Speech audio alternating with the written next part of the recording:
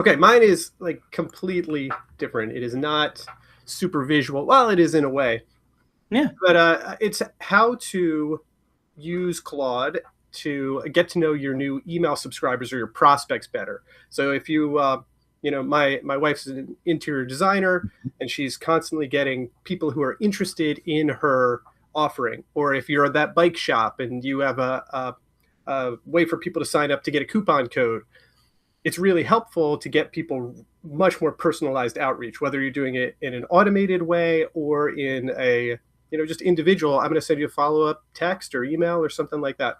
So I'm going to show you this with AWeber's MCP. And if you're watching this live stream, I'm going to drop a link to that in the chat. Nice.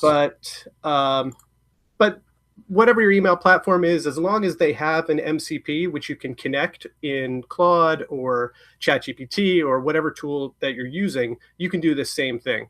And what an MCP is it basically lets your assistant or some AI conversational LLM tool talk to a product like AWeber.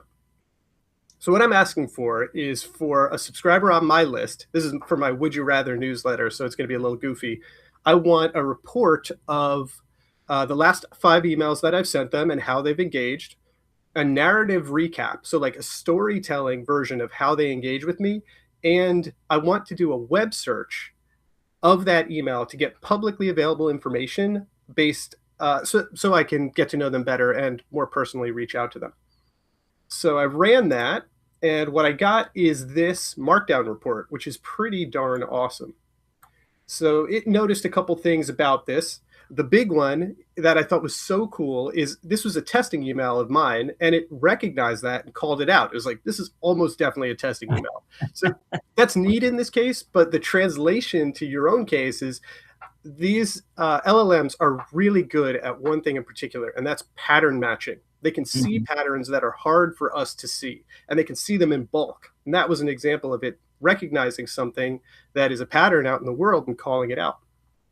So then it calls out the last 5 emails sent, exactly like I asked, then tells a story of this person's, in my case, me, my interaction with the newsletter in a way that I can understand as a human. We're storytelling, story understanding people, and this is an interesting way to understand this subscriber without looking at charts and stuff, which are also helpful. And then the last thing it did is it recognized that this was a plus address alias. So the plus testing WYR is probably not how I would appear on publicly available search stuff. So it took that away, and then it did a search for my base address and pulled together a profile on me. And the profile is really good. So here's my professional information, education, information about my public speaking, and then it calls out some just fun, interesting things about me. This was neat, but I want to show you how you can make this something that might be even easier to digest. I asked for it to make it more visual, and it did, and it created a new artifact for me that looks like this, which is the same information laid out in a way to make it more easily interpretable to me.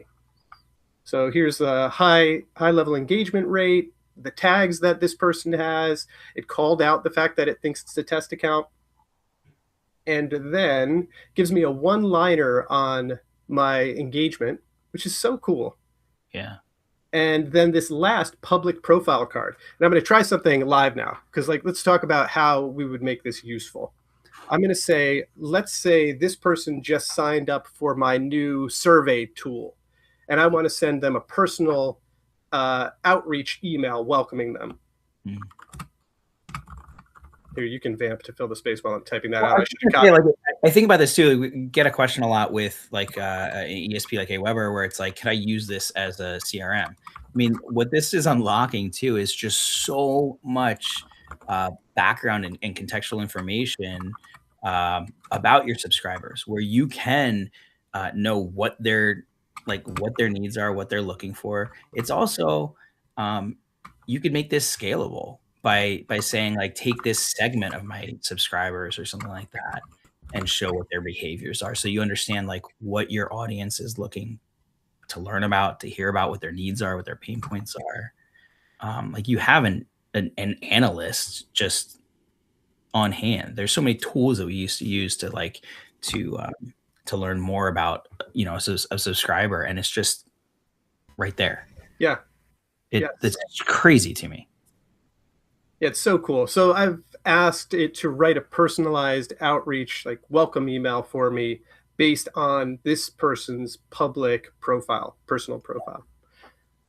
One of the biggest things that I love about these conversational tools is like it is very forgiving of my typos and misreferencing things. So I called it their personal profile. I'm pretty sure it's going to be able to figure out I meant their public profile information. But we'll see when it comes back with the email it creates.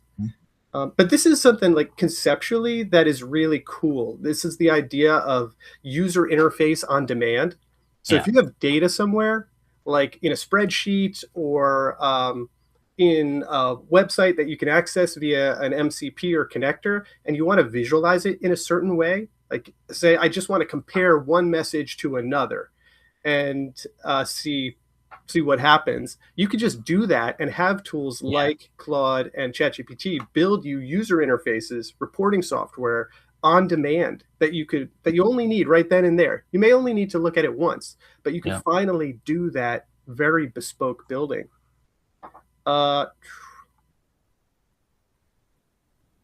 So thanks for signing up. Quick note.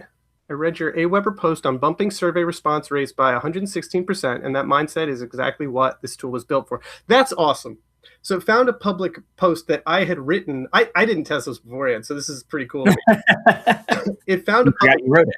Yeah. Well, it is reminding me that I did actually write a blog post about an experiment we ran to dramatically increase our survey completion rate. But it mentioned that in this email, which is something that as I'm reading it, I'm like, oh, wow, I did actually do that. And then it talks about how this hypothetical imaginary survey tool could work for me as a person who's interested in questionnaires and surveys and whatnot. That's pretty awesome.